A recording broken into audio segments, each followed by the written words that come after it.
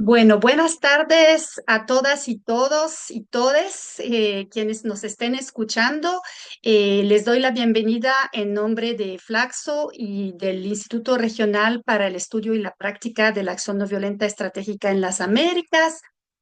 Tenemos a un excelente moderador de este evento, a quien voy a dar la palabra enseguida, al profesor Agustín Lau Montes, quien fue un colega nuestro en Flaxo hace algunos años y que pues ha trabajado durante mucho tiempo con movimientos afrodescendientes. Entonces es un honor tenerle de moderador de este webinario que justamente se enfoca en las luchas por el territorio y en contra de la discriminación desde las comunidades afrodescendientes. Entonces, él va a presentar a los panelistas, él va a organizar toda la discusión, yo nada más estaré ahí para apoyar, pero bueno, muchísimas gracias a todos, todas, a nuestros panelistas, a nuestro moderador y a todo el público.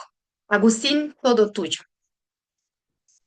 Muchísimas gracias, Cecil Mulí, por organizar este evento y por invitarnos a regresar, aunque sea de manera virtual, al espacio de Flaxo, ¿no? Donde fuimos profesores, hay colegas por 2 años corridos, y sobre todo en este panel de lujo, verdaderamente, que tenemos, que ustedes organizaron, que me parece muy sugerente el título, ¿no? Lucha no violenta por el territorio y contra el racismo desde las comunidades afrodescendientes. Y bueno, sabemos que hay una larga tradición de luchas no violentas, el principio de la resistencia pacífica que abanderó Mahatma Gandhi y que también adoptó de una manera muy poderosa, como un baluarte de las luchas de liberación negra, llamado Movimiento por los Derechos Civiles en los Estados Unidos, Martin Luther King Jr. Entonces, pues esos son referentes claves que tenemos en nuestros escenarios regionales, nacionales y locales, y tenemos pues un excelente elenco de voces acá, de las voces afrodescendientes de el sur global, de esa región que la feminista brasileña, afro-brasileña Lelia González llamó Améfrica Latina. Primero tenemos a Mari Cruz Rentería Mina, que es miembro del colectivo de mujeres del río Yurumangui y del proceso de comunidades negras en Colombia. Tenemos a Victoria Maldonado Bautista, coordinadora nacional de mujeres negras CONAMUNE del Ecuador. Tenemos a Edwin Álvarez, vicepresidente de Hondureños contra el SIDA, Casa Yurumein, pero está pronunciando correctamente, de Honduras. Y tenemos a Lía Ceballos, de la organización, secretaria general de la organización Achanti Perú. Y claro, vamos a conocer mucho más de ellas, de ellos y de ellas en el curso de esta conversación. Vamos a tener 3 rondas de preguntas. Cada una de las personas participando van a contestar por unos 4 o 5 minutos. Así que las 3 rondas suman 1 hora para luego tener una media hora para el diálogo y el debate. Así que voy a comenzar haciendo la primera pregunta. Desde sus experiencias como activistas del movimiento social afrodescendiente en cada uno de sus países, ¿cuáles han sido las acciones no violentas desarrolladas por las comunidades afrodescendientes para resistir el despojo territorial y el racismo estructural en los últimos años?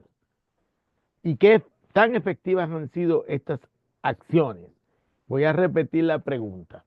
Desde sus experiencias como activistas del movimiento social afrodescendiente, ¿cuáles han sido las acciones no violentas desarrolladas por las comunidades afrodescendientes para resistir al despojo territorial y al racismo estructural en los últimos años? ¿Y qué tan efectivas han sido estas acciones? Vamos a comenzar la pregunta por Maricruz, en el orden que presentamos. Después podemos ir cambiando el orden para hacerlo más dinámico, pero le hacemos esa pregunta primero a Maricruz y luego seguimos con la misma pregunta, ¿no? Construyendo respuestas colectivamente. Bueno, Maricruz. Bueno, muchísimas gracias a Flaxon por la invitación. Saludar de manera especial al maestro Agustín. Hemos tenido la dicha de compartir muchos escenarios. Yo me estoy conectando desde Buenaventura. Eh, tuvimos la oportunidad de compartir desde la Universidad del Pacífico. Saludos, maestro. Saludar de manera especial a Edwin, a Lía, a Victoria. ¿Sí? De verdad que es un placer poder compartir este tiempo y estas reflexiones con ustedes, hermanos y hermanas. Bueno, pues para mí es importante partir de que para nosotros acá en Colombia y como nos asumimos como pueblo negro, ¿sí? Nuestra esencia está en cuidar, vivir y proteger la vida y el territorio, ¿sí? Para nosotros, pues, la vida no es posible sin el territorio. Entonces, en ese sentido, todas las acciones que desarrollamos desde nuestro activismo está fundamentada en el respeto y las garantías de la vida en los territorios, ¿sí? Entonces, frente a la experiencia, esa experiencia colectiva que hemos tenido, parte de lo que hemos logrado en términos de acciones tiene que ver en que, y sobre todo acciones no violentas, nos reafirmamos en eso, tiene que ver inicialmente en que nosotros nos reafirmamos en lo que somos, ¿sí? Nos reafirmamos en lo que hemos aportado al mundo, es decir, nos reafirmamos desde la diáspora africana, ¿sí? Entonces, todo lo que nosotras y nosotros en los territorios hagamos va en función de reafirmar eso, lo que somos, en fortalecer lo que somos. También como parte de esas acciones, de esas acciones no violentas tienen que ver con la movilización, pues nos toca estar frecuente o permanentemente movilizándonos frente a todas las formas de opresión y racismo estructural en contra de nosotros. Pues en Colombia es una práctica muy frecuente el racismo estructural, ¿sí? Contra el pueblo negro. Creo que, y esta movilización también nos lleva a otras acciones que van en función de la conquista de los derechos, ¿sí? En esos escenarios jurídicos, para el caso de nosotros y nosotras acá, el Estado pueda reconocer, ¿sí? Reconocer en términos de jurisprudencia los derechos que están adheridos a nosotros, a nosotras como parte del pueblo, como parte de un pueblo, el pueblo negro. Y una de las acciones no violentas que hemos adelantado acá en Colombia tiene que ver también con que eh, eh, alterno a lo que les estoy contando, hemos venido avanzando en fortalecer el ejercicio de gobierno propio, ¿sí? Con todo este escenario de discriminación, de opresión, ¿sí? Todo lo que nos ha tocado que enfrentar de manera colectiva. También hemos venido caminando en función de fortalecernos desde el adentro, de fortalecernos casa adentro a través de esos ejercicios de gobierno propio que han permanecido, ¿sí? De manera colectiva como parte de la diáspora, como parte de esa herencia ancestral que tenemos acá en Colombia.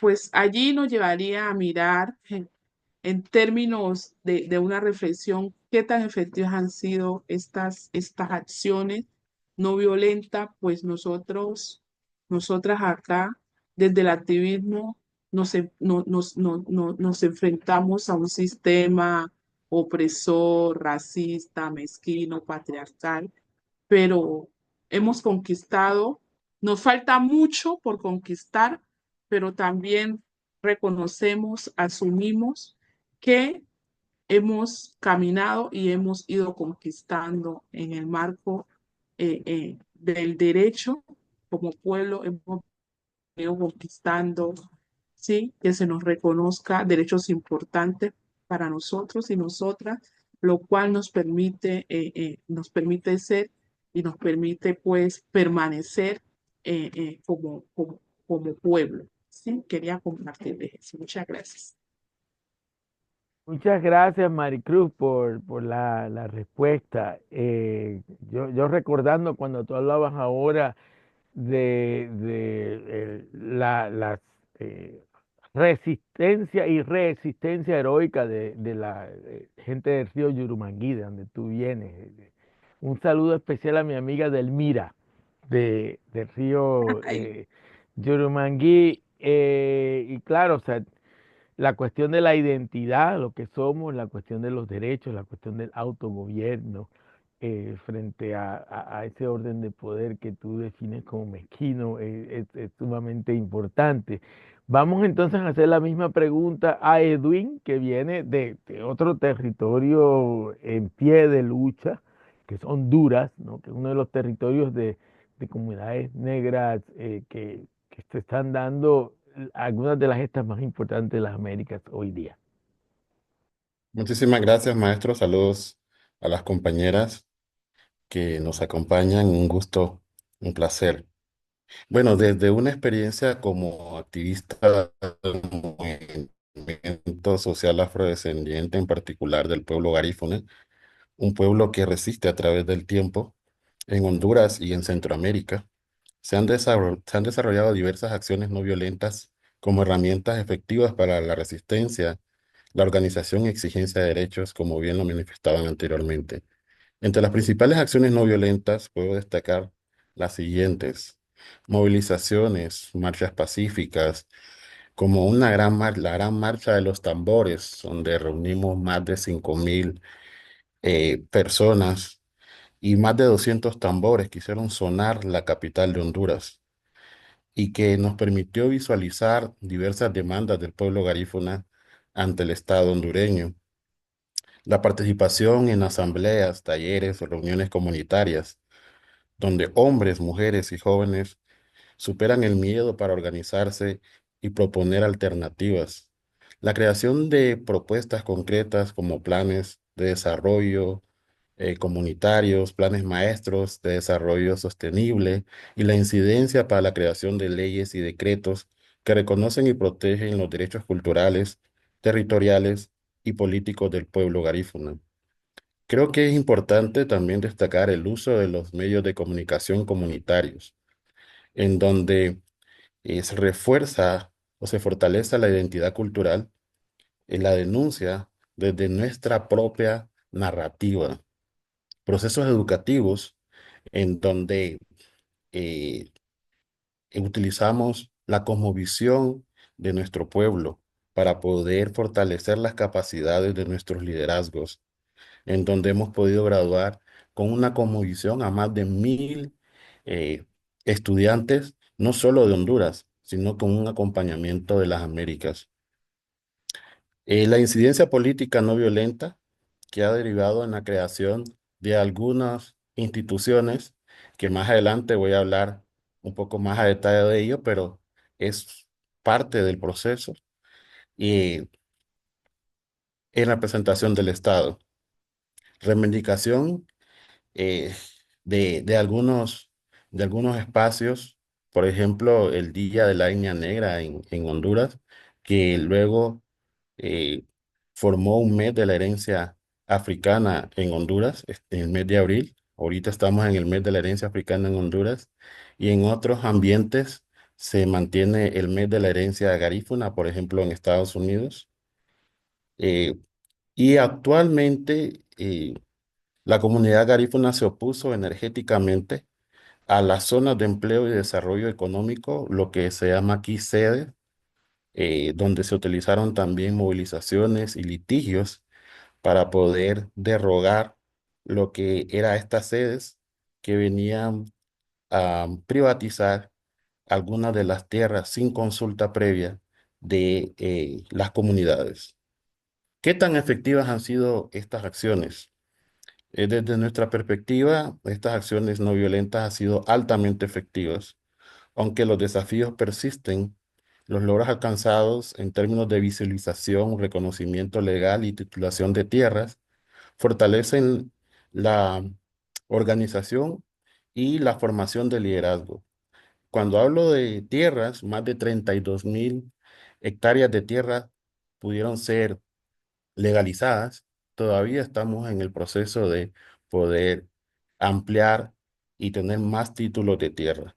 Ahí me quedaría, maestro.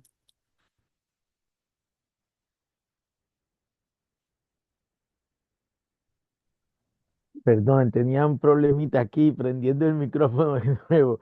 Muchas gracias, Edwin, por ofrecer ese repertorio de acciones allá en Honduras, que sabemos que tienen un movimiento negro en general y particular garífuna muy vibrante, con organizaciones que están desde los años 80 y que han, como dices, han logrado a través de esa diversidad de acciones, desde movilizaciones y leyes hasta formas de comunicación, pues cambiar el perfil del país y de la región, ¿no? Porque las hermanas y hermanos garífunas están son quintesencialmente diaspóricos, ¿no? Están a través de Centroamérica, en Estados Unidos y en otras partes del mundo. Muchas gracias.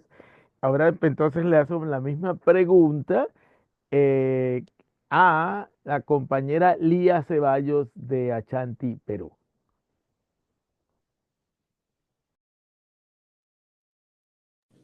Muchas gracias, profesor Agustín. Un gusto saludar a todas, a todos, a todos quienes se encuentran en la sala, especialmente a mis compañeras, compañeros con quienes comparto el panel. Mi nombre es Lía Ceballos, soy de Ashanti, Perú. Ashanti es la red peruana de jóvenes afrodescendientes y tal vez desde mi proceso, desde mi experiencia también voy a hablar en un lenguaje bastante juvenil adaptado también a estas nuevas formas de accionar el activismo, ¿no?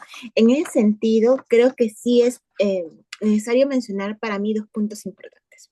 El primero es que directamente, antes de poder hablar sobre las acciones no violentas, es fundamental trazar una ruta de reflexión que nos va a permitir contextualizar desde dónde partimos nosotros.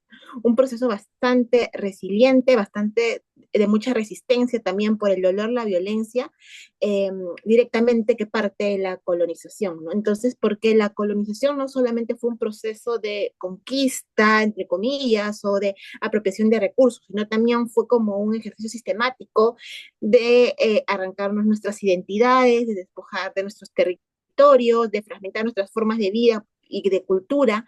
Entonces, especialmente durante siglos se impuso esa lógica de dominación que finalmente generó la deshumanización y que las prácticas o las acciones que se han generado violentas, seguimos viéndolas perpetuadas hasta el día de hoy como racismo estructural. Lo segundo que quería señalar es que probablemente también las generaciones, como en el caso de la mía, haya tenido ya más luchas ganadas socialmente, políticamente, más derechos, y que eso es gracias también a nuestros ancestros, ancestras, personas que han venido generando procesos reivindicativos para nosotros poder acceder a derechos fundamentales. En el caso de Perú, por ejemplo, educación, salud, etcétera, ¿no? Que son procesos que ya hemos venido ganando. Entonces, también como parte, otra mirada ahí. Desde bajo esos dos conceptos me gustaría centrarme directamente en cuáles considero que han sido las prácticas no violentas que desde Ashanti y desde mi activismo personal hemos venido impulsando, y esta tiene que ver principalmente con la educación.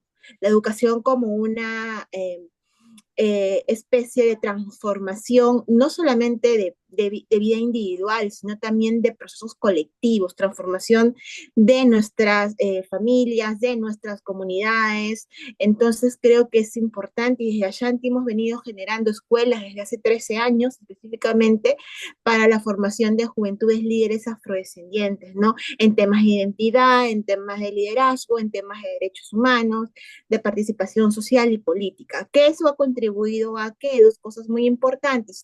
El principal es a que una persona que reconoce que tiene una identidad afrodescendiente comienza a generar activismo.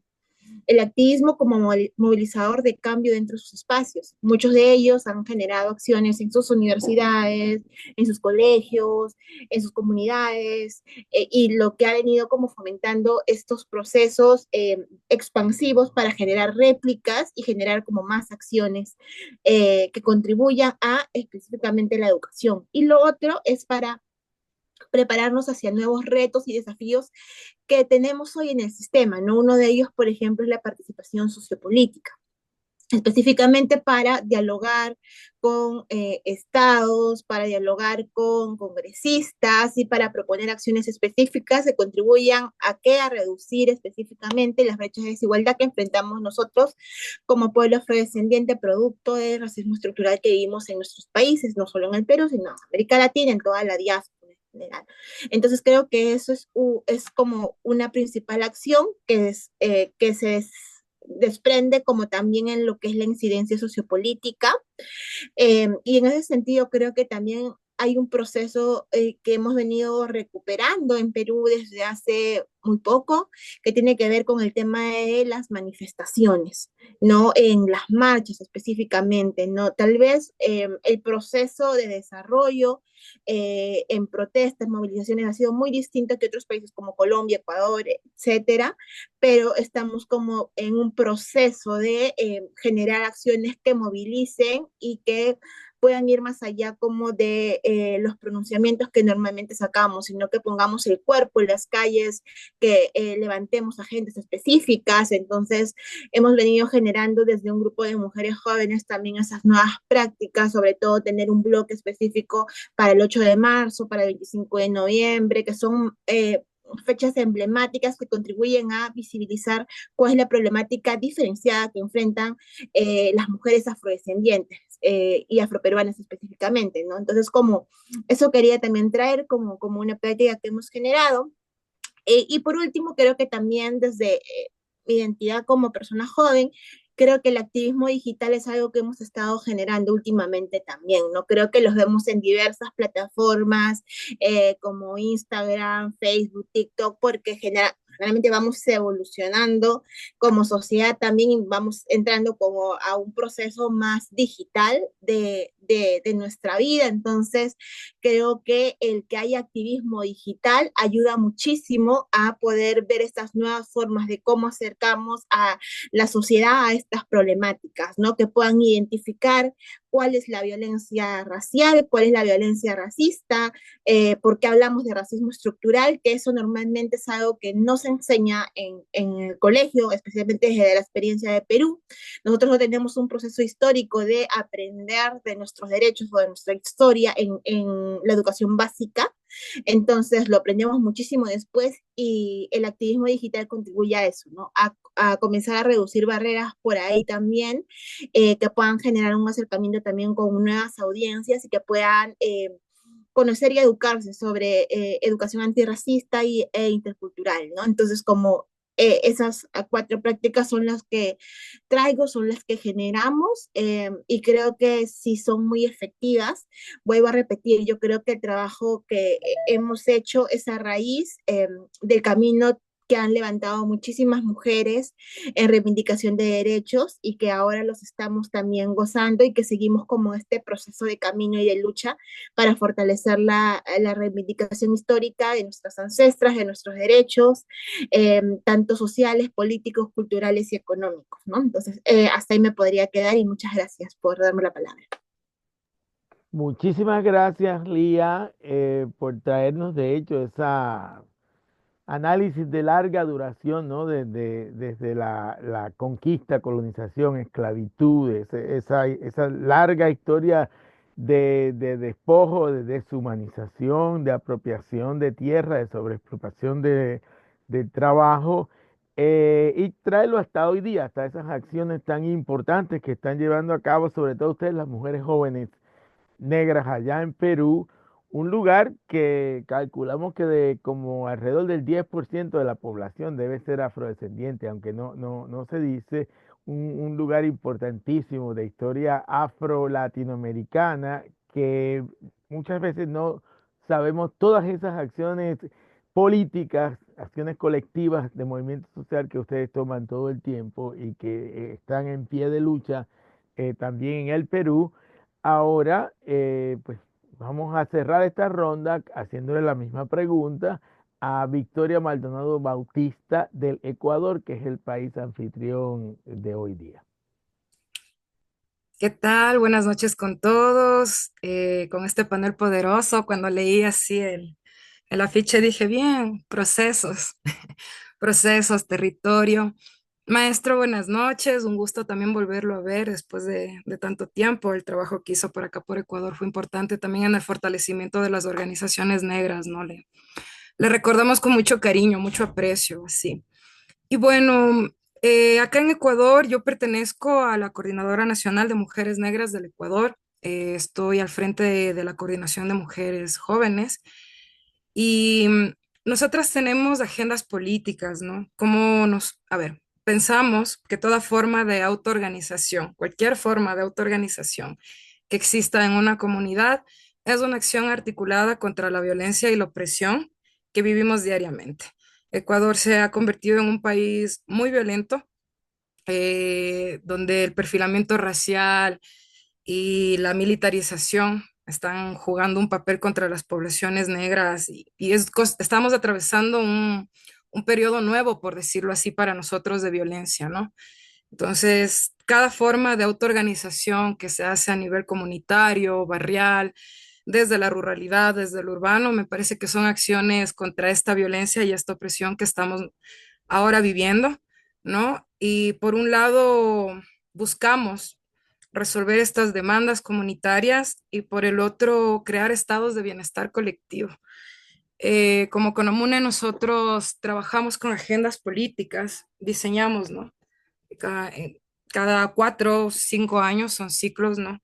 De la coordinadora, donde planteamos, son como rutas guías de acción, donde se plantea incidencia política en temas de territorio, medios de vida, salud, educación, la incidencia política, la formación política también, ¿no? Entonces, esta herramienta nos permite, por un lado, organizar nuestras demandas, ¿no? Y cómo podemos darle frente a lo que el Estado no consigue resolver ahora. O sea, en realidad no da cuenta de la problemática que estamos atravesando. Además, viene de un abandono histórico mismo, ¿no? No es de ahora. Esto viene históricamente como marcado el que el Estado no asuma sobre las poblaciones racializadas. Entonces, ¿cómo se ve en esta agenda, ¿no? Ya dentro de los territorios, las comunidades, nosotras tenemos casas de acogida, casas culturales, espacios donde hay actividades económicas, políticas, culturales, que buscan este fortalecimiento comunitario bajo el principio de la autoorganización y autodeterminación, ¿no? Cómo nosotras podemos hacer un plan de vida que no sea tan violento, tomando varios frentes, porque no es solo uno. Como es complejo, CONAMUNA está también en todo el país, es una organización de tercer nivel, entonces a nivel territorial cubre muchas comunidades y por eso esta necesidad de crear una agenda para ordenar también cómo vamos a incidir, cómo va a ser nuestra lucha.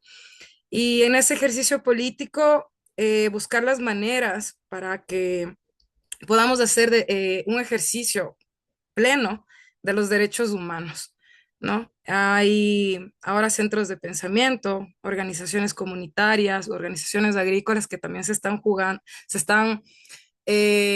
juntando a la lucha antirracista y creo que es de eso, ¿no? Como hablarles de cuestiones específicas, me parece que toda forma de organización está respondiendo a esta violencia que vivimos históricamente. Eso les puedo compartir. Muchas gracias, Victoria. Y claro, o sea, una de las cosas que haces énfasis aquí, que está implícito en la pregunta, es el hecho de que esas acciones no violentas que hemos mencionado, una de ustedes, responden a una situación de violencia estructural que es racial, que es patriarcal, ¿no? Que es económica que es epistémica. Entonces aquí el gran reto es cómo una situación de violencia como la que hay de cada uno de los países, pero en particular Victoria se refería a la situación que se vive en el Ecuador, cómo podemos responder a la violencia efectivamente a través de estrategias no violentas. Bueno, entonces ahora nos...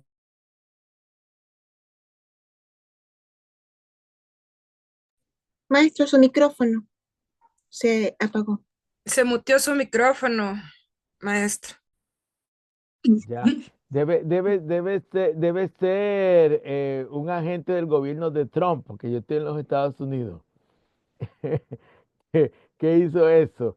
La segunda pregunta es, ¿cuál ha sido el papel específico de las mujeres afrodescendientes? Y ya ustedes comenzaron a hablar de esto, en las luchas no violentas por el reconocimiento del territorio y contra el racismo, y cómo han enfrentado las interseccionalidades de género y raza. Esto desde el punto de vista particular de las acciones y la forma de ser y hacer de las mujeres. Vamos a comenzar, vamos a cambiar un poco el orden, ¿no? Entonces, aquí vamos a comenzar por Lía. Ok, muchísimas gracias. Cada vez que generamos como este proceso de diálogo sobre la interseccionalidad, sobre pensar en mujeres afrodescendientes específica, me acuerdo mucho del discurso de Sojourner Truth, que decía, ¿acaso yo no soy mujer? Y exponía como estas problemáticas estructurales diferenciadas que nos afectan específicamente a nosotras como mujeres afrodescendientes, ¿no? Entonces, siempre como me gusta traerla, porque nos ayuda nuevamente a repensar en su discurso, ¿no? Y en el trasfondo de ver las violencias desde nuestras interseccionalidades como personas afrodescendientes, pero también como mujeres, como personas jóvenes, como personas en alguna comunidad, ¿no? Entonces, mientras se vayan generando más identidades o vayamos abriendo nuestras capas identitarias, probablemente más violencia estructural, racista puedan generarse en nuestros cuerpos, ¿no? Y en nuestras vidas. Entonces es importante tener en cuenta eso. Con relación ya a su pregunta, a mí me gustaría mencionar, creo que tres de las que he podido repensar y reflexionar en este proceso, ¿no? Creo que en principio las mujeres afrodescendientes cumplimos un gran papel en la transmisión de saberes. Creo que eso específicamente centrado en nuestras comunidades ha sido fundamental para reconocer procesos históricos, para reconocer procesos comunitarios y de vínculos específicos con los saberes de nuestras propias comunidades, ¿no? En términos de plantas, en términos también como de personas, en términos también de vínculos afectivos, en las maneras de cómo nos relacionamos. Yo personalmente nací en una comunidad al sur de Lima, específicamente en Cañete, es un pueblo afrodescendiente, y cuando hice mi mudanza a Lima por temas de educación también, porque es estructural, es central también, y tuve que salir del territorio, me di cuenta mucho de eso, de las formas en cómo nos comunicamos, de cómo dialogamos, de cómo expresamos, de cómo nos relacionamos. También hay una diferencia en nuestras comunidades que en lugares mucho más abiertos o la capital, por ejemplo, en este caso del país como Lima, ¿no? Entonces, creo que eso es importante. Creo que también las mujeres afrodescendientes han cumplido un proceso vital en términos de resistencia y de memoria para no olvidar nuestra historia, para no olvidar nuestro legado, para fortalecer esos vínculos identitarios de reconocimiento, de también ver nuevas formas de resistencia y de reexistir, ¿no? En diversos contextos de nuestra vida, ¿no? Porque el racismo estructural genera acciones violentas en diversas etapas de nuestras vidas. Entonces, los hemos vivido en el colegio, con el bullying, los hemos vivido en la universidad, los hemos vivido en la calle, lo hemos vivido en un vínculo de pareja, en un trabajo, etcétera, en muchas partes de nuestra vida, y esas formas como de resistencia es algo que aprendemos de nuestras mujeres, de nuestras ancestras, y también, por ejemplo, el término de siempre, saber cuál es nuestra raíz, cuál es nuestro vínculo con el territorio y recuperar ese proceso de memoria, ¿no?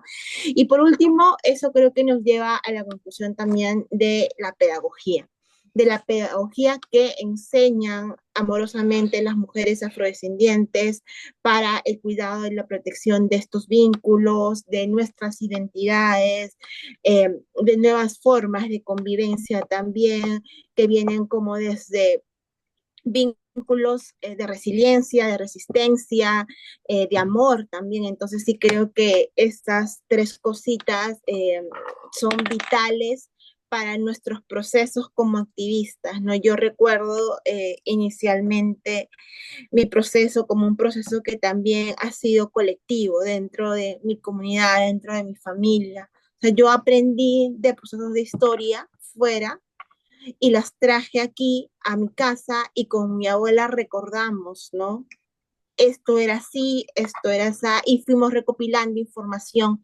Probablemente en términos técnicos ella no conocía algunas palabras, no conocía lo que era de racismo estructural, a pesar de ella haberlo vivido casi toda su vida, pero cuando fuimos desmenuzando esas palabras y generando diálogo, pudo hacer reflexiones sobre su historia de vida, sobre su proceso identitario y desde ahí como reconocerse, y eso creo que es muy valioso, compartir saberes y recuperar saberes que contribuyen a generar nuevas formas de vincular tu identidad, ¿no? Eso que quisiera agregar por ahora, y creo que igual el espacio con mujeres afrodescendientes desde el feminismo eh, desde el afrofeminismo, desde el feminismo negro, creo que también es no solo hablar de sororidad, sino también de doloridad, ¿no? De abrazarnos ante el dolor, ante y hacer como resistencia de nuestra vida, de nuestras memorias y de la vida de nuestras ancestras, porque la vida de las mujeres negras importa, ¿no? Entonces eso también quería traer aquí.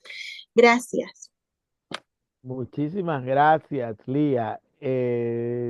Vamos a hacer la pregunta ahora al compañero Edwin, ¿no? Es importante que los hombres pues también tengamos una voz clara a favor de los derechos y del reconocimiento de los grandes aportes de las mujeres. Edwin. Definitivamente, maestro. Las mujeres han desempeñado un papel fundamental y específico en las acciones no violentas para el reconocimiento del territorio y contra el racismo. Estas mujeres no solo han desempeñado la primera línea de movilización comunitaria, sino que también han sido claves en la transmisión de saberes, como bien mencionaba la compañera, saberes ancestrales, el hecho de que eh, podamos hablar nuestra lengua, Carifuna Nubuya, es a través de esos conocimientos, conocer las hierbas, cuando tenemos un dolor de cabeza, cuando eh, nos golpeamos, poder tener un poco de manteca de iguana, manteca de esto para cualquier dolor, entre otras cosas, ¿no? La defensa de la cultura también, específicamente la cultura garífuna, danzas, tradiciones, entre otras, y la articulación de propuestas organizativas que promueven la justicia social con un enfoque interseccional.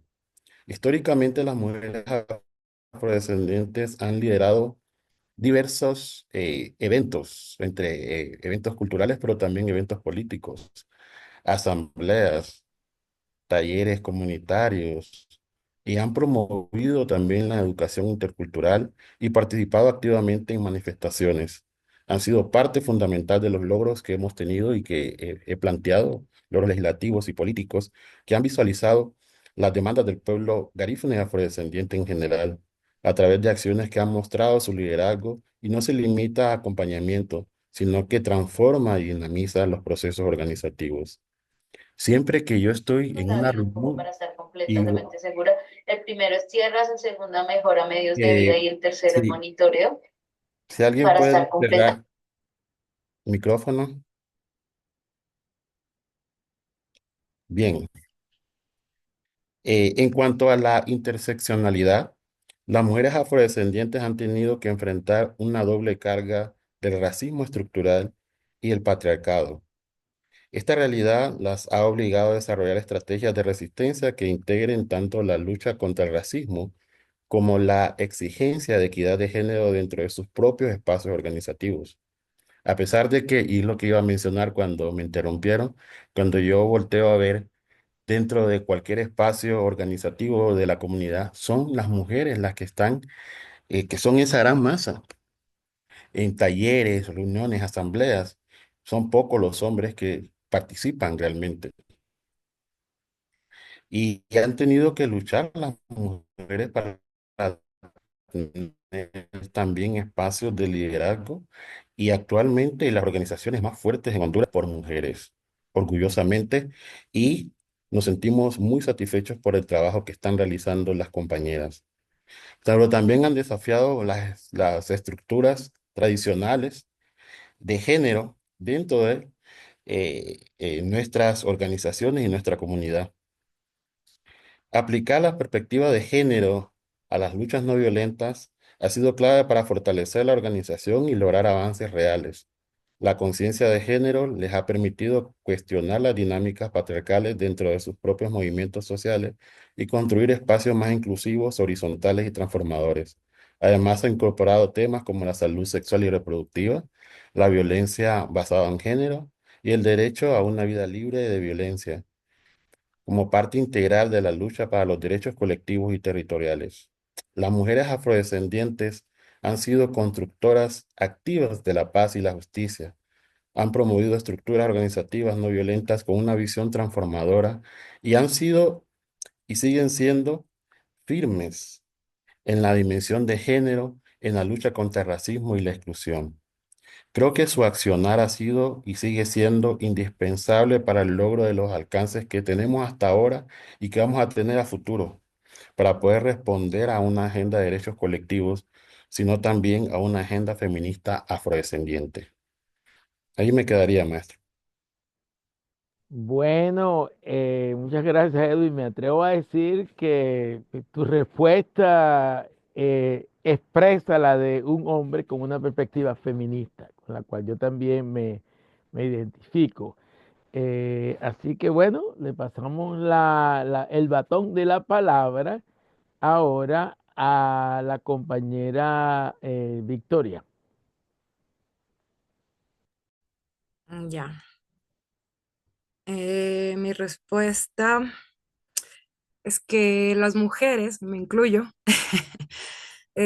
somos articuladoras y hacemos agencia. Hay como en el imaginario una idea de que no, los ancestros siempre hicieron agencia, no estaban quietos, ¿no? Entonces, hasta ahora yo siento que esa agencia, esa movilización, esa gestión está presente, ¿no? Y tienen el papel también de sostener memoria, sostener comunidad. Y aquí yo me refiero a las mujeres cotidianas, ¿no? Tal vez no veamos solo los perfiles de liderazgo, yo creo que cada mujer negra en el cotidiano da tiempo y voluntad política para sostener su familia, su proceso y su comunidad. No son bajo principios basados en la vida. Y vuelvo a decir que toda acción, toda acción que nos junte para alargar la vida, para hacerla próspera, de hecho yo lo veo desde una mirada espiritual, ¿no? IFA busca eso, tener una vida larga, próspera, y quienes hacen eso dentro de la población negra son las mujeres, quienes sostienen desde la gastronomía, desde los cuidados, la partería, digo, muchas veces mujeres cotidianas, la señora que sale a comerciar para volver a su casa y sostener la vida y sostenerla próspera. Entonces, me parece que es eso, ¿no? Nuestro papel, somos como agenciadoras, articuladoras, sostenemos el espíritu de la comunidad, el corazón de la comunidad, lo alimentamos. Con respecto a la interseccionalidad de género y raza, yo no soy feminista, no soy feminista negra. Me parece que hay otros lugares desde donde uno puede hacer lecturas sobre lo que pasa en la comunidad. Estoy más cerca desde la mirada del mujerismo africano, el cimarronaje, que coloca una lectura de las opresiones desde otro lugar y no solo al cuerpo de la mujer negra, sino tanto hombres como mujeres, niños, estuvimos dentro de un proceso sumamente violento que fue la esclavitud, ¿no? Entonces, desde ese lugar, si a mí me preguntan cómo ha sido, cómo nos hemos enfrentado, yo creo que lo que enfrenta toda la comunidad negra, ¿no? Hay, hay un lugar desde nuestra organización también como el hecho de que sea una organización de mujeres negras no significa que estén hombres participando, ¿no? Y ellos están con nosotros enfrentando estas opresiones, están al frente, ¿no? Como de las acciones. Y bueno, creo que también buscamos cómo vamos creando, como les decía, estos estados de bienestar bajo principios civilizatorios comunitarios que nos cobijen a todos, no solo a las mujeres. Y eso se ve en las comunidades. Creo que no me ha pasado de preguntarles a las mayoras de las comunidades si cómo eh, pueden autoidentificar su lucha y ellas te responden por la vida, por la familia, por la comunidad, ¿no? Es por todos. Entonces ese creo que es el papel de la mujer negra. Mira, vela por todos. Muchísimas gracias. Vamos a cerrar esta segunda ronda de conversa sabrosa, como le dirían en el Chocó, en Colombia, eh, con la compañera Maricruz.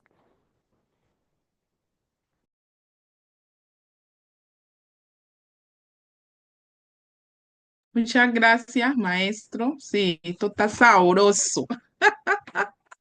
Esto está bueno. Bueno, pues de verdad que estamos en sintonía con las compañeras y el compañero. Yo quiero partir diciendo mejor, reconociendo el rol de las mujeres afrodescendientes, para el caso nuestro, las mujeres negras. Yo me atrevo a decir que somos el equilibrio en nuestro pueblo, en nuestros territorios. Sí, y coincidimos, pues hemos sido las encargados, o mejor, hemos asumido culturalmente eh, el transmitir esa fuerza, esa rebeldía, esos conocimientos asociados al territorio, a nuestra historia, a nuestro legado, a nuestra ancestralidad. Pero también yo quiero plantear de que para nosotras como mujeres y para el caso de Colombia, nosotras las mujeres negras no ha sido fácil, porque nos ha tocado que movernos en dos escenarios, un escenario propio nuestro de adentro, ¿sí? Donde nos ha tocado que ser atrevidas, como muchas veces nos dicen, pero ¿por qué eres tan atrevida? ¿Sí? Nos ha tocado que arrebatar y de manera no violenta, pero nos ha tocado que arrebatar parte del poder, podemos decirlo así, arrebatar posiciones, ¿sí? No ha sido nada bello ni romántico para nosotras. Y nosotras hemos ido en un proceso de escalonamiento y sobre todo desde un escenario político. Nos ha tocado que enfrentar al patriarcado que vivimos todos los días, desde la casa, desde la organización, desde el territorio. Y ese patriarcado que muchas veces desde lo externo se materializa en políticas públicas, en programas, en planes, en proyectos, en estrategias por parte del Estado. Entonces, para mí toma mucha importancia plantear de que nosotras nos movemos en esos dos escenarios y que no es nada fácil, ¿sí? Desde nuestros espacios propios hemos aportado transformando esos roles que nos han asignado social y culturalmente. Hemos ido avanzando desde nuestras propias construcciones, porque pues hay que reconocerlo. desde ese modelo patriarcal a nosotras y se presenta como una dualidad. Yo no sé cómo se llama eso, pero por un lado tenemos un rol importante cultural ancestralmente en el territorio, en la comunidad, en la familia, y por otro lado, en este escenario nos van moldeando, ¿no? Nos van moldeando, nos van asignando unos roles. Es que la mujer tiene que ser puestica, es que la mujer, y es que la mujer, y en las organizaciones, ay, no, la secretaria, porque ustedes son todas ordenaditas, ustedes escriben bonito, ustedes nada se les pasa, pero nos dejaban como en un escenario muy por allá, ¿sí? Y entonces a nosotras nos ha tocado que empezar a empoderarnos, reconociendo de que nosotras estamos articuladas a una dinámica colectiva, a unas prácticas colectivas, a una identidad étnica colectiva, pero nos ha tocado que, como decimos acá, coger cañaña, coger fuerza para ir transformando esos roles que nos han asignado y también poder avanzar en unas construcciones propias, y me refiero con todo esto, el feminismo, las mujeres racializadas, hemos logrado, digamos, elaborar o construir a partir de lo que nosotras somos, sentimos, tenemos, queremos, a partir de nuestro territorio, a partir de nuestra historia, porque la historia de las mujeres afrodescendientes es distinta a las mujeres blanco-mestizas, nos ha tocado, ¿sí? Nos ha tocado todo ese ir y venir, nos ha tocado recorrer muchos caminos, rompiendo moldes, ¿sí? Desde lo que nosotras somos, sabemos en los escenarios donde nos hemos movido. Frente a cómo hemos enfrentado la interseccionalidad, eso ha sido una cosa o sea, bastante, ¿cómo se dice? Bastante retadora, porque es que además es que yo soy una mujer negra, para el caso de Colombia, soy una mujer negra y vivo en el Pacífico, y si no estudié, y si soy víctima de la dinámica del conflicto, y bueno, y por ahí, y además si tengo una discapacidad y si tengo una identidad de género distinta, bueno, eso se le va complicando la vida a la mujer, porque la empiezan a cruzar, ¿sí? A referir, le empiezan a etiquetear. Entonces, parte de esa interseccionalidad, las mujeres acá las hemos ido tomando, enfrentando, superando, manejando, asumiendo, ¿sí? A partir de ese empoderamiento político, ¿sí? Bajo la estrategia de formación política, organizativa, luego asumir esos retos políticos, organizativos. Y sí es importante decir que siempre estamos en función en defender el territorio, la vida, el derecho a ser mujer, sobre todo uno de los temas que para nosotros es muy importante, cómo avanzamos en la construcción de la paz desde la perspectiva de las mujeres, que sea incluyente, con justicia racial, de género, generacional y territorio. Sí, pero sí es muy importante que nosotras, o mejor, poder dejar expreso aquí en esta conversa que tenemos, en que no ha sido fácil. No ha sido fácil porque hemos tenido unas luchas, o sea, adentro, con los nuestros, ¿sí? Con los nuestros, con esos modelos culturales que han sido un poco nocivos también, ¿sí? Que han generado unas relaciones inequitativas, desiguales, desventajosas, ¿sí? Nos ha tocado que ir transformando, ir incidiendo, y ahí vamos en ese escalonamiento político para poder alcanzar esa justicia que les decía, racial, de género, generacional y territorial. Quería compartirles eso hoy. Muchas gracias. Me parece que la complejidad y la profundidad del diálogo merece que esto pues se salve en Flaxo, y con el permiso de las personas que participamos, especialmente las 4 personas que están llevando la voz cantante, que esto podría ser un excelente insumo para educarnos colectivamente, ¿no? En Flaxo y más allá, sobre cuestiones claves para el mundo afro que estamos discutiendo aquí. Y en esa clave, tocando ese tambor, voy a hacer la tercera pregunta, la última pregunta para cerrar la ronda, que dice así: ¿de qué manera el legado del cimarronaje ha influido en las luchas contemporáneas por el reconocimiento, la tierra y el territorio en sus respectivos países? Repito, ¿de qué manera el legado del cimarronaje ha influido en las luchas contemporáneas por el reconocimiento, la tierra y el territorio en sus respectivos países? ¿Cuáles han sido los mayores retos a los que han enfrentado, nos hemos enfrentado desde nuestras experiencias? Ya que para también seguir en cambiar el orden, y ya que la compañera Victoria, que de hecho un saludo y un abrazo grande a mi querida amiga Irma Bautista, había hablado del cimarronaje, así que le vamos a hacer la pregunta a ella primero. Listo, Agustín. Y bueno, es que a mí sí me gusta el cimarronaje, ¿no? ¿A quién no? Siempre en el ejercicio de la imaginación histórica, porque creo que para entender, interiorizar tanto esclavitud como cimarronaje, hay que hacer un ejercicio de imaginación histórica, ¿no? Estar en los territorios, en los cañaverales, en los palenques.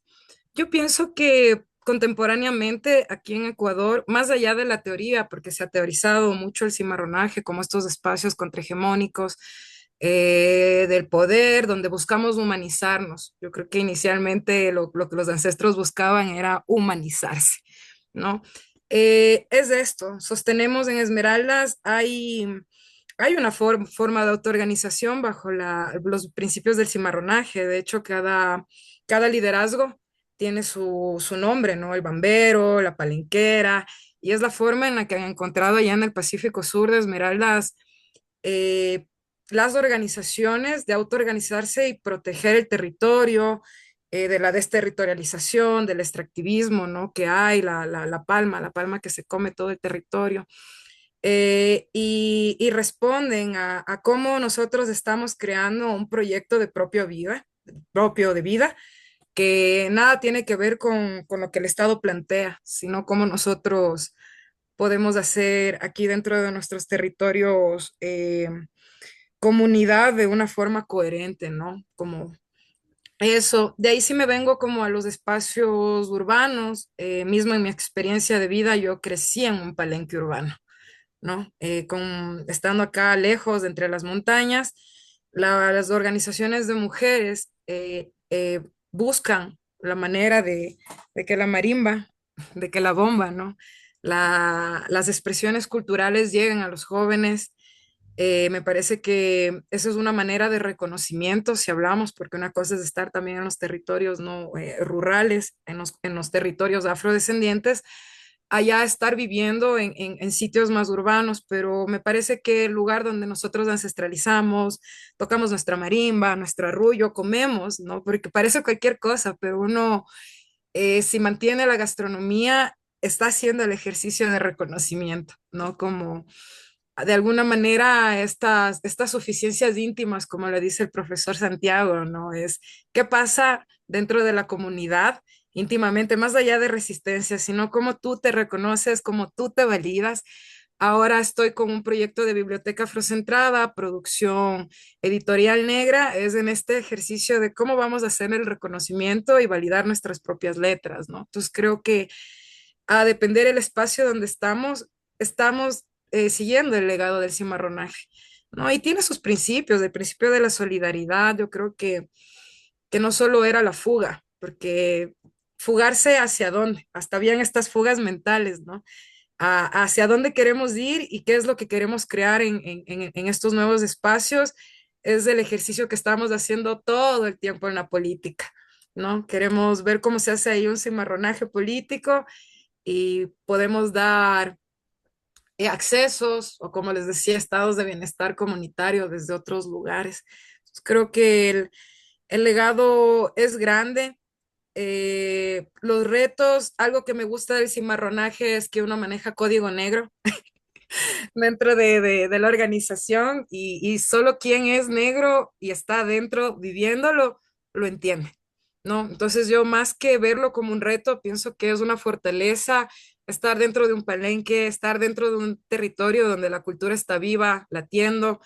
Y algo que les digo muy personal, siempre me admiró la valentía de los ancestros. Cuando uno sube río arriba, yo digo, ¿cómo hicieron, cómo escaparon por aquí hace tanto tiempo? ¿Cómo cruzaron tanta montaña y llegaron aquí? Pues para mí me queda como el ejemplo de eso. Mira, ellos consiguieron, para que tú estés ahora, sí, consiguieron hacer muchas cosas para preservar la vida, para vivir en libertad, amar en libertad, ¿no? Como a mí me inspira mucho el cimarronaje, la verdad. Eso les puedo compartir. Muchas gracias. Bueno, vamos a pasar la palabra ahora a Maricruz.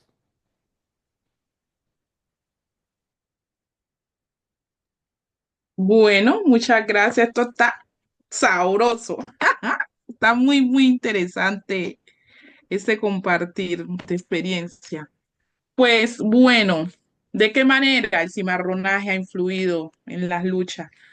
Bueno, pues una de las cosas que me conmueve mucho y inicio con la parte final de la intervención de la compañera de Ecuador, en que yo pienso y digo, pero, o sea, las condiciones que tenían nuestros ancestros, ancestras, los cimarrones y cimarrones, o sea, y pudieron, la dieron toda. O sea, ¿cuánto más ahora? ¿Sí? Y si no somos nosotras, para el caso de las mujeres, pues ¿quiénes? Entonces yo soy de las que asumo esa herencia de resistir. Y como nosotros y nosotras desde la organización Proceso de Comunidades Negras hemos venido posicionando y avanzando en que resistimos sin aguantar, ¿sí?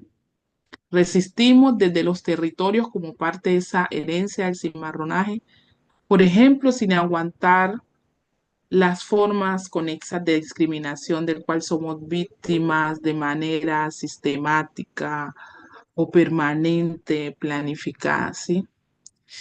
Eh, una de las cosas que creo que también nos ayuda mucho ese legado del cimarronaje tiene que ver en que nosotros, la defensa de lo que somos, la defensa de ese territorio, ¿sí? Y sobre todo en que se logra reconocer que para nosotros eh, eh, tenemos un espacio y que no es solamente un espacio físico, sino todo lo que hay en lo que para nosotros, nosotras, como pueblo es el territorio, ¿sí? El territorio, o sea, para nosotros el territorio tiene olor, el territorio nos habla, el territorio son las aves, las montañas, el sonido de la corriente, arder, como arde la hoguera en nuestro fogón, eso hace parte del territorio, sí, eso hace parte, y eso tiene una conexión con el cimarronaje, todo lo que se hacía alrededor del fuego, nosotros acá le llamamos candela, ¿no? Alrededor de la candela, esa conexión, ese respeto, de tomar lo que necesitamos del territorio, nosotros, nosotras acá, y las mujeres hemos enseñado y nos han enseñado otras mujeres que el territorio se respeta, el territorio se le pide permiso, solo tomamos meramente lo que necesitamos. Por eso los territorios donde están los afrodescendientes están en esas condiciones, ¿sí? Entonces, esa conexión con el cimarronaje es eso, ¿sí? Es ser parte de esa herencia, mantenernos, ¿sí? Y parte, digamos, de los retos a que nos enfrentamos es defender eso, luchar contra el despojo, pero no solo contra el despojo físico, territorial, que para mi caso, que me saquen de Yurumangui, no. Además de eso, luchar contra ese despojo de lo que significa el ser negro, de lo que significa el ser una mujer negra acá en Colombia, ¿sí? Y siempre nos remitimos a lo que fue y al pasado. Y nuestros mayores y mayoras siempre, o sea, siempre están añorando el pasado y el pasado muchas veces o para nosotros se convierte en ese combustible en esa fuerza que nos ahínca, que nos lleva ¿sí? A esas luchas, a asumir cada día nuevos retos. Nosotros en este proceso de defensa, de lucha, de conquista, de reivindicación, todos los días estamos asumiendo distintos retos y a las mujeres nos toca que asumir más retos, ¿sí? Entonces creo que para nosotros, nosotras acá, quienes nos hemos dedicado a defender la vida, el territorio, lo que somos, que nos hemos dedicado a construir de manera distinta, que nos hemos dedicado a que nuestro mundo también pueda caber en muchos mundos, tenemos como referente el cimarronaje.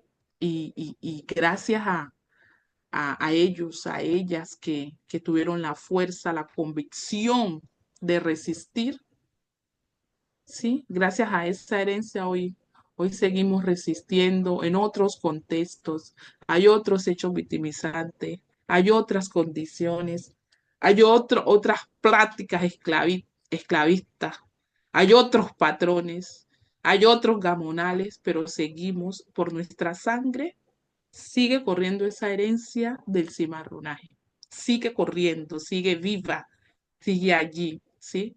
Y no es equivocado volver al pasado, ¿sí? En términos de resistencia, no es equivocado. Gracias, maestro, H, compañeras, compañeros. Maperefun, las ancestras de los ancestros. Eh, Ahora pasamos la palabra a Edwin. Gracias, maestro. Concuerdo totalmente con lo que han planteado mis compañeras. El reconocimiento en sitios, en espacios donde convivimos, Yurumei, Casa Yurumei, Satuyé, Barauda, son símbolos de resistencia que tenemos. Y en el caso de las comunidades garífunas en Honduras, este espíritu cimarrón se ha manifestado en las continuas acciones de defensa del territorio frente a megaproyectos turísticos, extractivos y de infraestructura de impuestos sin consulta previa, libre e informada. El cimarronaje se expresa hoy en día a través de estrategias como la recuperación de tierras usurpadas, la autodeclaración de territorios ancestrales, la resistencia jurídica comunitaria y las movilizaciones pacíficas que se reafirman y que exigen la colectividad cultural de sus territorios. El legado cimarrón también ha sido clave para la construcción de marcos normativos como el Convenio 169 de la OIT y el reclamo de su implementación efectiva. Asimismo, se ha fortalecido procesos organizativos autónomos y ha cimentado alianzas regionales que han sostenido en principios eh, tales como la solidaridad, la justicia y la memoria histórica. Sin embargo, a esto, los mayores retos que han sido y siguen siendo complejos, tenemos la criminalización de líderes y lideresas afrodescendientes, especialmente aquellos que se ven amenazados o perseguidos judicialmente por defender sus territorios frente a intereses económicos y políticos poderosos.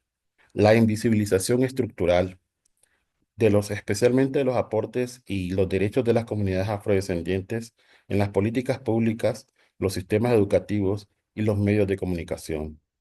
También la fragmentación territorial y comunitaria, causada por proyectos extractivistas, la migración forzada, las nuevas formas de colonización económica, como las sedes de empleo y desarrollo económico que les había mencionado, las sedes en Honduras que vienen a imponerse dentro de nuestros territorios, territorios que, como mencionaba una de las compañeras, creo que fue la de Ecuador, que están como están, porque nosotros vivimos en armonía con la naturaleza.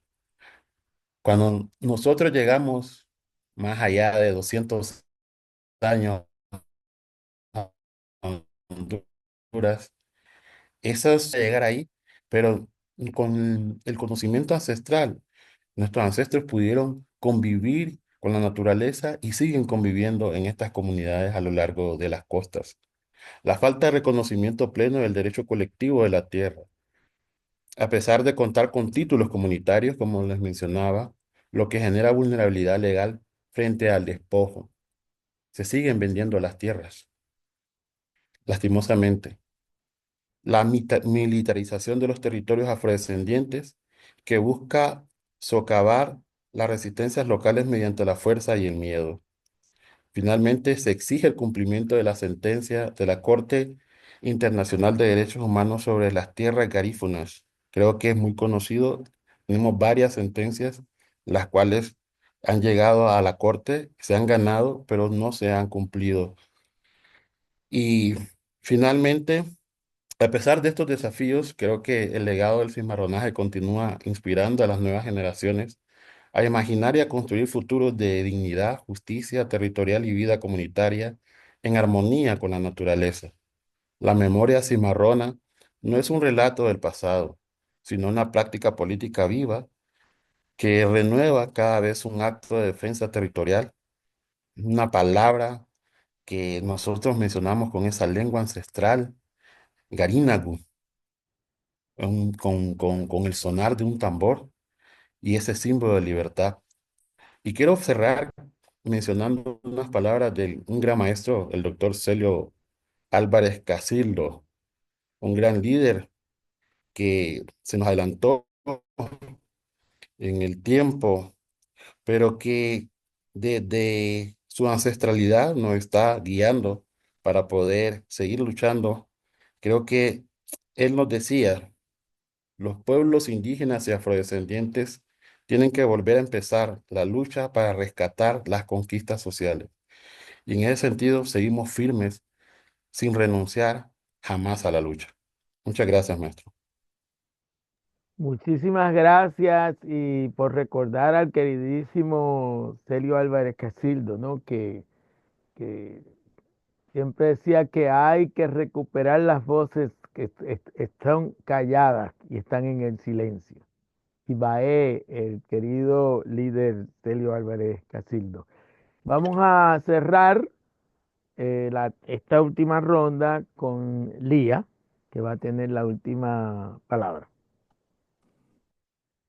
Muchísimas gracias, maestro. Y yo concuerdo con todas mis compañeras, con mi compañero. Creo que el cimarronaje no solo fue una oída física del sistema esclavista, ¿no? Sino también fue una afirmación radical por la vida. Fue una acción que es profundamente transformadora y que desafía, no desafía desde la raíz, que exige libertad, que exige resistencia y que sigue presente hasta el día de hoy, ¿no? En nuestras luchas contemporáneas, ¿no? En el caso peruano, principalmente, donde el racismo eh, es sistemático, creo que el visibilizar nuestra historia en un país donde no lo hace, reconocer nuestros aportes, retomar nuestra herencia, es un acto ya de cimarronaje, de memoria viva y de resistencia cotidiana que vamos generando día tras día, ¿no? En ese sentido, seguimos como enfrentando retos y desafíos profundos, ¿no? Ahora, por ejemplo, hablamos de crisis de la democracia, ¿no? Cuando nos afecta realmente, cuando les afecta realmente a quienes, preguntaría, ¿no? Porque nosotros como pueblos afrodescendientes, como pueblos indígenas, creo que siempre hemos vivido en crisis de democracias, ¿no? En defensa de nuestros territorios. Entonces, en diálogos muy cerca con el Estado que no han llegado a buenos términos, ¿no? En la lucha por el reconocimiento constitucional de nuestro pueblo, por ejemplo, ¿no? Que eso recién este año en Perú se ha aprobado después de muchísimo tiempo, ¿no? El perdón histórico también. Entonces, esas son situaciones en las que realmente nos ha marcado nuestra existencia, la existencia de nuestras ancestras, pero que el día de hoy ya cobra nombre porque afecta a otros sectores, a otros grupos, ¿no? Entonces es importante, yo creo que eh, cada iniciativa que nosotros hagamos reconozca y recuperar esa identidad, ¿no? El habilitar estos espacios que nos devuelvan la dignidad, que nos devuelvan nuestro derecho a poder decidir en una vida libre, en una vida sin violencias, con varias heces, ¿no? Porque enfrentamos diversas violencias, ¿no? Que nos permita vivir en plenitud, con buen vivir, ¿no? Eh, y eso se ve transformado también dentro de nuestros territorios con la organización para tener comunidades mucho más sostenibles, porque somos quienes sostenemos realmente el cuidado de la tierra, del planeta, de buen vivir, ¿no? Las comunidades indígenas y afrodescendientes compartimos esas acciones, al menos aquí en Perú, colectivas, en conjunto, ¿no? Entonces, creo que también implica finalmente enfrentarse a estos nuevos sistemas de opresión, ¿no? Por ejemplo, proyectos extractivistas dentro de nuestras comunidades, la violencia estatal que nos criminaliza en las protestas, ¿no? Creo que una compañera lo mencionó en el Perú, están habiendo muchísimas protestas, muchísimas situaciones violentas. Han muerto en este gobierno actual 50 personas, más de 50 personas indígenas en comunidades rurales. Entonces nos enfrentamos a la criminalización de nuestros cuerpos, ¿no? Al racismo estructural, institucional, que limita el acceso a la justicia, que limita los servicios básicos, que limita la invisibilización de nuestros problemas como parte de un problema público, ¿no? Ya sea de salud pública, del sistema público de educación, por ejemplo, para hablar sobre educación antirracista, educación intercultural, y somos las comunidades, somos las organizaciones quienes estamos sosteniendo esos procesos que deberían ser finalmente del Estado, ¿no? En ese sentido también, asimismo, creo que eh, está el tema también, por ejemplo, de la precariedad económica que seguimos enfrentando diversas organizaciones, ¿no? Y en ese sentido también los desafíos para sostener los recursos que vienen de otros países, recursos internacionales, también se han visto afectados ahora, ¿no? Entonces, son retos que enfrentamos, pero que finalmente, conversando con muchas compañeras llegábamos a la conclusión que nosotros, las poblaciones afrodescendientes, nunca hemos necesitado financiamiento para ganar nuestros derechos civiles, nuestros derechos políticos. Siempre hemos dado el cuerpo, dado el alma, dado resistencia y lucha por nuestros derechos, ¿no? Entonces vamos a seguir haciéndolo con o sin financiamiento, con o sin restricciones, ¿no? Entonces, si bien la historia de cimarronaje que hemos aprendido, que nos han educado, lo trasladamos al día de hoy porque honramos esas formas de práctica de liberación para nuestras vidas, para nuestros cuerpos, ¿no? Y no damos un paso atrás por eso. Creo que es importante seguir eligiendo la dignidad, seguir eligiendo el resistir desde el amor, desde la resiliencia, desde la comunidad y la justicia, ¿no? Porque la fuerza ancestral sostiene también nuestras vidas, sostiene nuestras banderas, sostiene nuestras luchas, sostiene nuestras voces y es importante generar estas adaptaciones y estos aprendizajes que nos dejaron los ancestros para seguir hasta el día de hoy caminando por el mismo sendero, ¿no? Y eso quisiera agregar. Muchísimas gracias. Eh, Cecil, no sé si tenemos tiempo, ¿no? Ha sido maravilloso, ¿no? Esta ronda de reflexión crítica a partir de la experiencia de lucha que tenemos en nuestras comunidades, en Colombia, Ecuador, Perú y Honduras. Estamos a 4 minutos de tiempo que nos habíamos dado, así que pregunto si tenemos tiempo para preguntas y respuestas. Sí, yo creo que hacemos las tres que nos han llegado. Ujú. Yo las leo si quieres. Hay una pregunta que es más específica para Maricruz, la primera de Raquel Araujo, que dice, bueno, un gusto compartir ese espacio con ustedes. Soy Raquel Araujo, investigadora de postdoctorado en Brasil y trabajo el tema del desplazamiento forzado y las prácticas de resistencia de las comunidades étnicas del Pacífico colombiano en defensa de la vida y del territorio. Entonces, me gustaría preguntar a Maricruz si podría compartir con nosotros desde su experiencia como mujer y lideresa los riesgos del labor de liderazgo y cómo las comunidades trabajan ese tema a fines de pervivir en el territorio. Esta es una pregunta. Voy a leer las otras porque además hay unas que se cruzan. De María Camila Salamandra. Es una pregunta que es más específica para Colombia y Honduras, pero yo creo que también se aplica muy bien también para Ecuador y Perú porque creo que hay situaciones similares. Y se pregunta justamente sobre los riesgos que ha traído la defensa del territorio. María Camila es colombiana y quisiera saber cuáles han sido las respuestas, tanto comunitarias como estatales, a las amenazas de los grupos armados. Y en Honduras, particularmente, ha escuchado que las medidas de protección a líderes son muy inefectivas. ¿Existen algunos mecanismos comunitarios de protección? Esta pregunta es más dirigida a Edwin, pero creo que también sería interesante si alguien más tiene respuestas. Y después la última, también de María Camila, sobre el rol de las mujeres en la defensa del territorio, si se han dado debates o conversaciones sobre el rol de personas que no se identifican con categorías definitivas de género, personas negras trans, no binarias, queer, en la defensa del territorio. Tal vez un hombre o una mujer negra trans puede retar los roles tradicionales como parte de su activismo, pero también quiere mantener valores culturales importantes en términos de resistencia y tal vez puede parecer que ambas posiciones pueden conflictuarse. Esa es la última pregunta. Esta está abierta para cualquiera que quiera contestarla. Entonces yo creo que tal vez, si te parece, Agustín, cada quien puede tener unos minutitos cortos para contestar y podemos tal vez empezar por Maricruz o por Edwin, que tenían como varias preguntas, y después Elía y Victoria. Bueno, entonces vamos sugiero esto. Comenzamos por Maricruz, Edwin, Lía y después cerramos con Victoria. Comenzamos por Maricruz.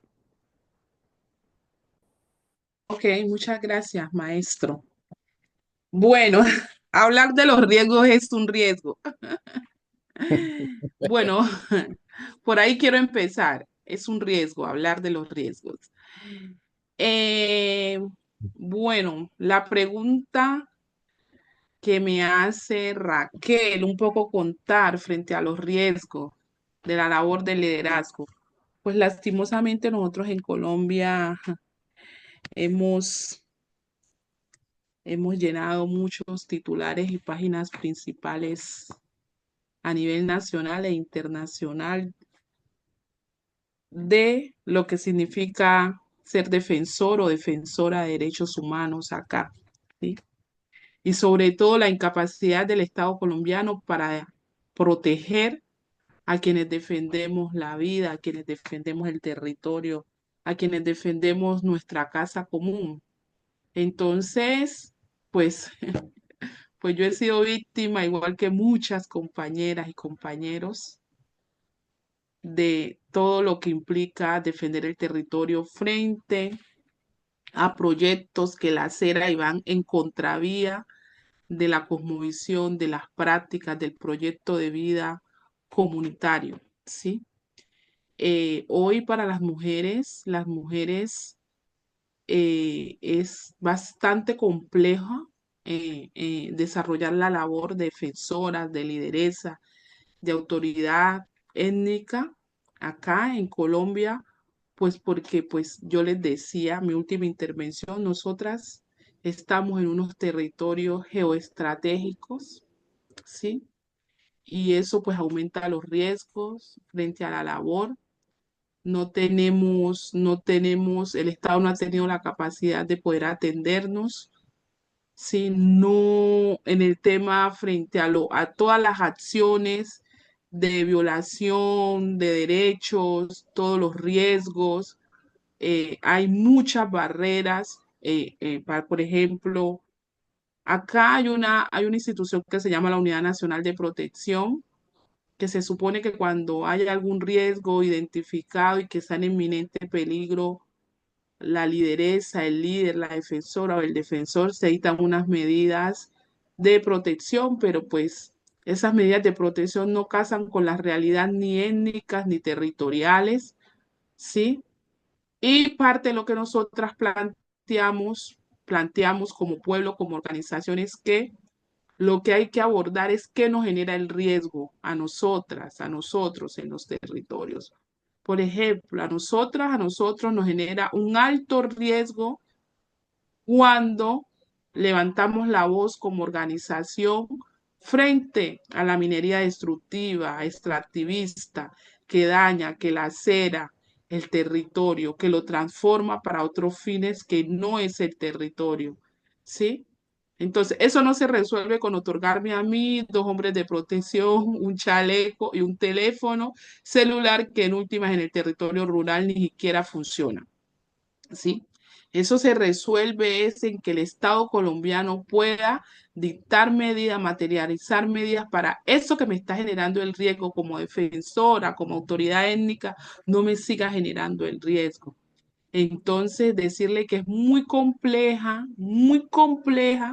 la labor del liderazgo, de defender la vida, porque nos toca que, y de manera no violenta, desde nuestra capacidad organizativa, muchas veces, como decimos acá, ponerle el pecho a la brisa, enfrentarnos a los distintos actores que confluyen en nuestros territorios, ¿sí? En función de defender la vida de lo que somos, ¿sí?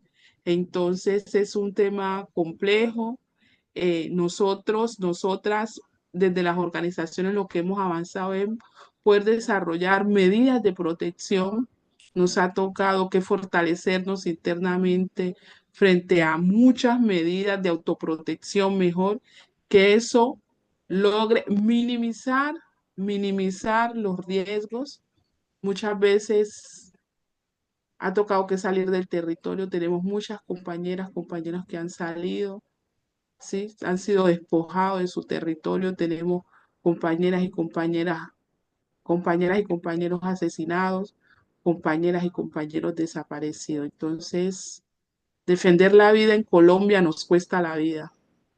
Permanentemente nos cuesta la vida y con un Estado que no implementa medidas, sí, para salvaguardar la vida y la labor de los líderes, lideresas y autoridades étnicas.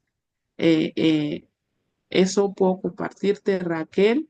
Podemos seguir luego conversando por el interés que tú tienes acá en el Pacífico colombiano.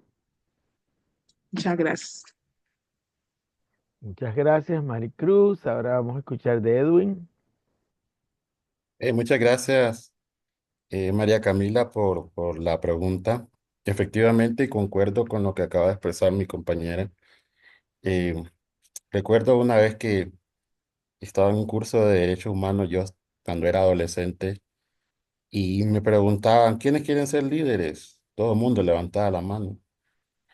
Y cuando dijeron, ¿quiénes están dispuestos a dar la vida?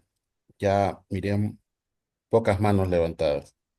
Y eso es consecuencia del trabajo que realizamos día a día dentro de los territorios, dentro de las comunidades, a nivel local, nacional e internacional.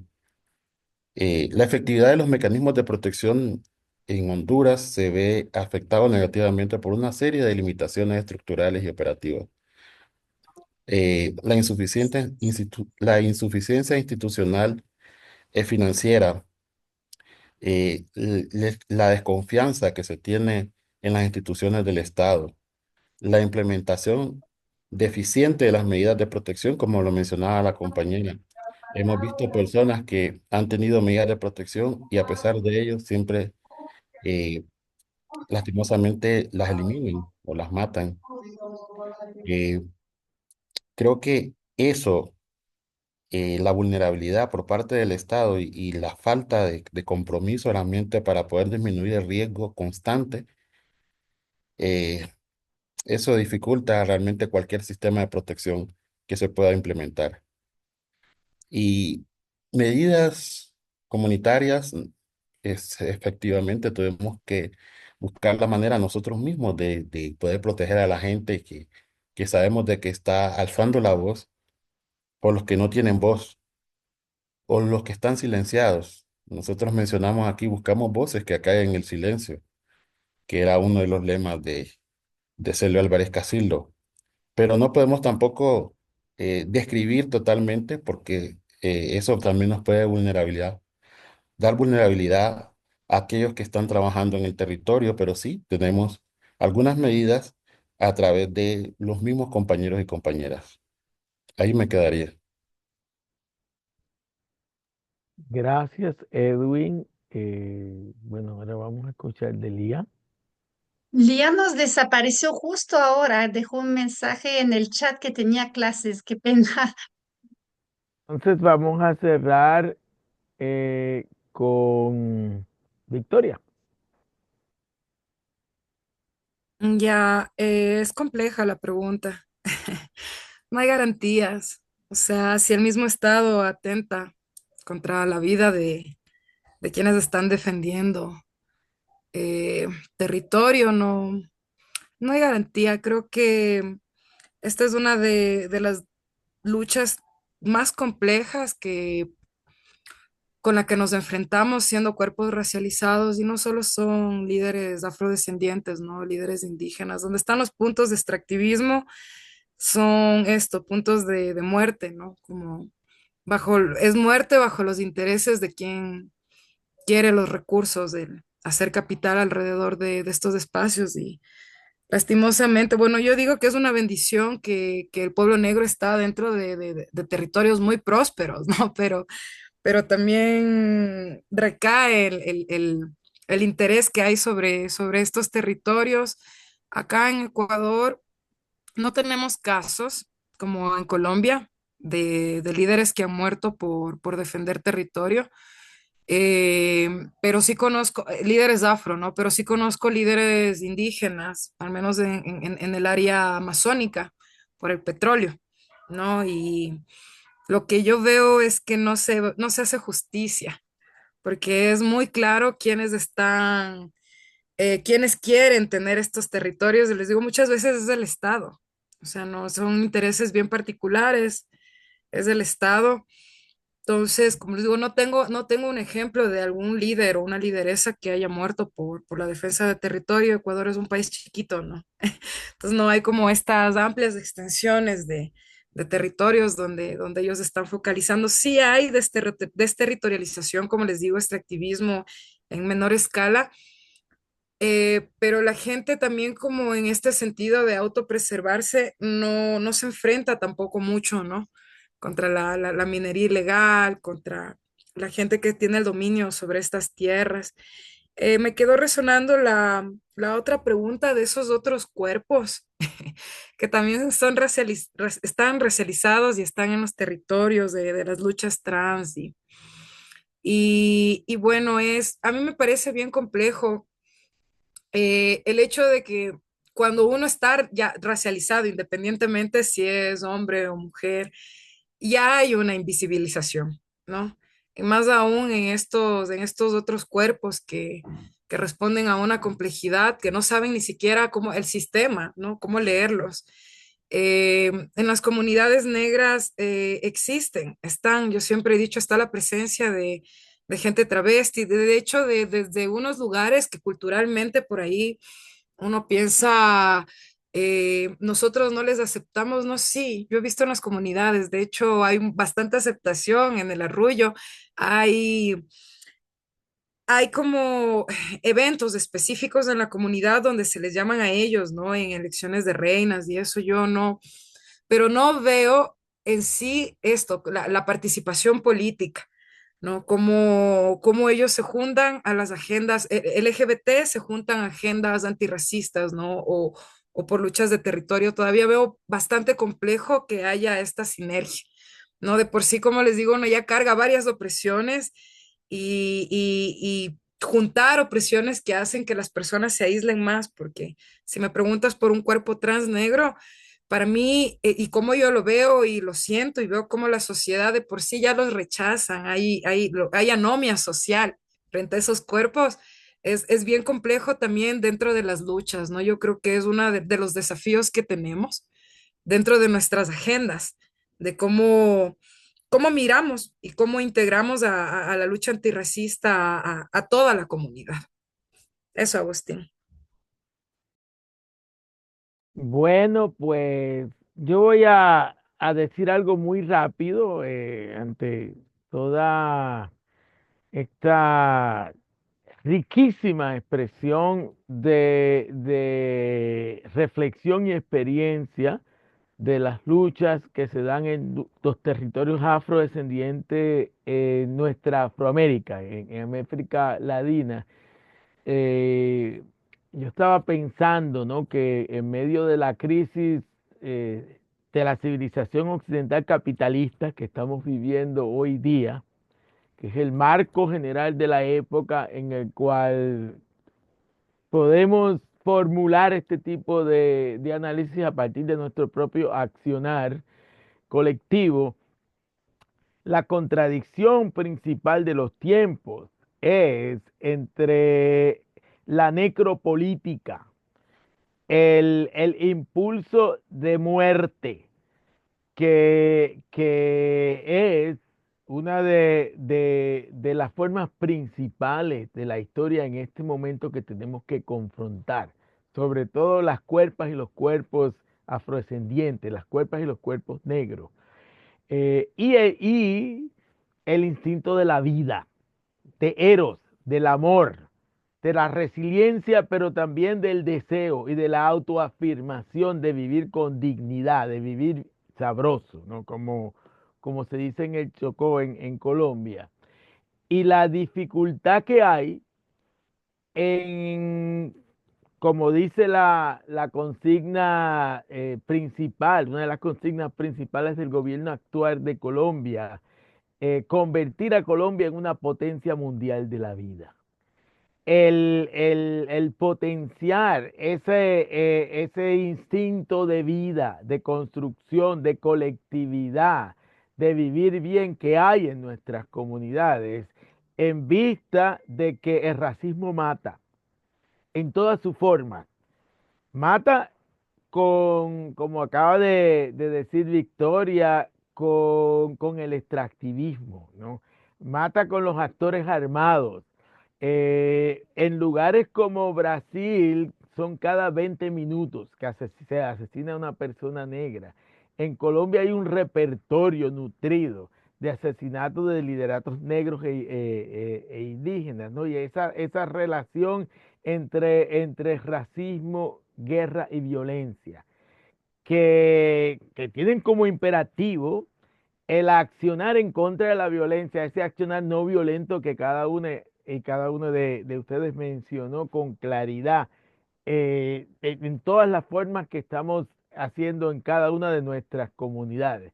Por eso, la, la, el gran atractivo de la consigna "Las vidas negras importan", porque uno de los males principales del racismo en la modernidad, desde el siglo XVI hasta ahora, desde la esclavitud y el colonialismo hasta la colonialidad y el racismo estructural que vivimos hoy día, es esa necropolítica.